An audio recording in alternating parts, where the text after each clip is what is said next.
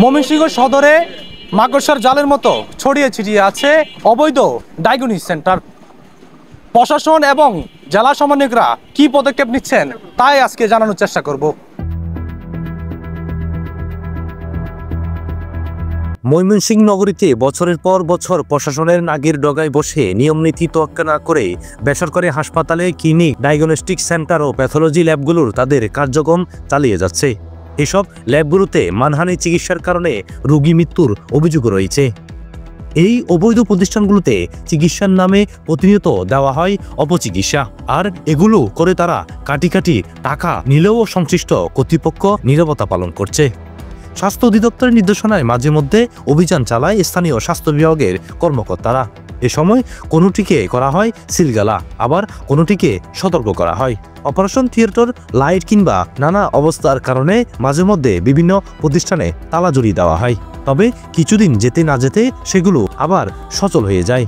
নামমাত্র আবেদন করে চালিয়ে যাচ্ছে প্রাইভেট হাসপাতালগুলো। গত 6 মাস ধরে কোনো অভিযান চালানো হচ্ছে না বলে তথ্য পাওয়া গেছে। নিয়ম অনুযায়ী একটি 10,000 ক্লিনিকে সার্বক্ষণিক 3 জন ডিউটিরত চিকিৎসক ও 6 জন ডিপ্লোমা নার্স থাকার কথা, কিন্তু অনুমোদন না পাওয়া বেশিরভাগ প্রতিষ্ঠানে এই সংখ্যক চিকিৎসক ও নার্স থাকে না। অনেকে ক্লিনিকের লাইসেন্স নিয়ে এর সঙ্গে চালাচ্ছে ডায়াগনস্টিক সেন্টার, আবার অনেকে ডায়াগনস্টিক সেন্টারের অনুমোদন নিয়ে ক্লিনিক পরিচালনা করছেন। হাসপাতাল পরিচালনার অনুমোদন নিয়ে এর সঙ্গে ল্যাব খুলে বসেছেন। এছাড়া আবাসিক ভবনে চলছে অনেক প্রতিষ্ঠান, নেই বর্জ্য শোধনাগার। সার্বক্ষণিক চিকিৎসক দেখানো হয় কেবল খাতায়।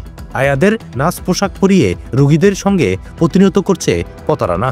এ বিষয়ে ময়মনসিংহ সমন্বয়ক আশিকুর রহমান বলেন, ময়মনসিংহ শহরের নগরীতে যে ক্লিনিক ডায়াগনস্টিক সেন্টারগুলো রয়েছে, আমাদের কাছে যে তথ্য আছে সেখানে অসংখ্য ক্লিনিক ডায়াগনস্টিক সেন্টারেরই অনুমোদন নেই।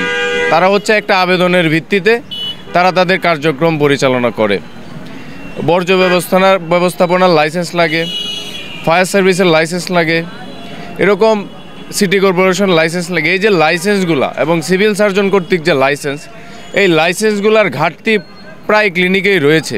আমরা সিভিল সার্জনের সাথে কথা বলে অচিরেই যত স্বল্প সময়ের মধ্যে যে জনমানুষ যে ভোগান্তির সৃষ্টি হচ্ছে, সেই ভোগান্তি নিরসনে জুলাই অভ্যুত্থানের স্পিরিটকে এগিয়ে নিয়ে যাওয়ার জন্যে, জনমানুষের সুস্বাস্থ্যের অগ্রগতি করার জন্যে খুব দ্রুতই আমরা এই পদক্ষেপ নিব সিভিল সার্জনের সাথে পরামর্শক্রমে।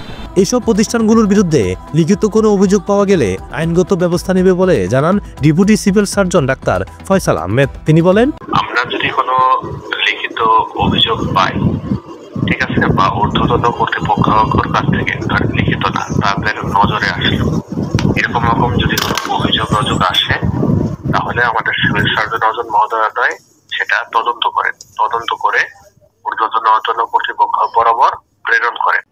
যেহেতু ময়মনসিংহ সদরের যে সিটি কর্পোরেশন, এখানে যে ডায়াগনস্টিক এবং ক্লিনিকের সংখ্যাও বেশি এবং এটা ওই সিটি কর্পোরেশনের মধ্যে হওয়ায় অধিকতর গুরুত্বপূর্ণ বিধায় সরকারিভাবে এই যে ক্লিনিক ডায়াগনস্টিকের লাইসেন্সিং যে কমিটি, লাইসেন্স তো দেয় হচ্ছে আপনার স্বাস্থ্য অধিদপ্তর থেকে, কিন্তু এই এটার পরিদর্শনের কমিটিটা হচ্ছে স্থানীয় পর্যায়ে। এখানে কিন্তু সভাপতি হচ্ছেন বিভাগীয় পরিচালক স্বাস্থ্য স্যার, আর সদস্য সচিব হচ্ছে আমাদের সিভিল সার্জন নজর স্যার। সেক্ষেত্রে বিভাগীয় পরিচালক স্বাস্থ্য স্যারের নির্দেশে এভাবে স্যার নির্দেশনা দেন, সেভাবে আমরা কাজ করে থাকি।